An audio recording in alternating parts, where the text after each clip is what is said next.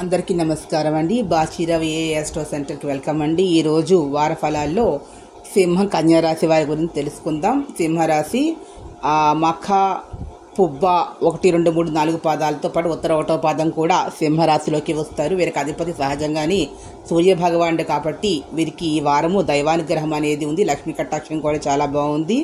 మంచి ప్రగతిని సాధిస్తారు. వీరు ఒక శుభవార్త కూడా వినే అవకాశం ఉంది. వీరి ఇష్టదైవాన్ని పూజ చేస్తున్నట్లయితే అన్ని విధాల అనుకూలంగా ఉంటుంది. వీరు సహజ సిద్ధంగా రవి అధిపతి కాడ రాజశ్యామర ఆరాధన చేసినట్లయితే వీరికి అన్ని విధాల జయం కలుగుతుంది. ఇక కన్యా రాశి వారు ఉత్తర 2, 3, 4 పాదాల వారు, హస్త 1, 2, 3, 4 పాదాలు, చెత్త 1, 2 పాదాల వారు కన్యారాశిలో కోసం వీళ్ళకి అధిపతి బుధ భగవానుడు అండి.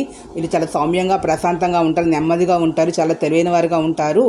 కానీ వీరికి ఈ వారంలో మాత్రం ఆదాయం ఖర్చులు కూడా చాలా అధికంగానే సూచిస్తున్నాయి. కాబట్టి ఉద్యోగాల వ్యాపారంలో శ్రద్ధ తీసుకున్నట్లయితే శ్రద్ధగా ఉండడం మంచిది.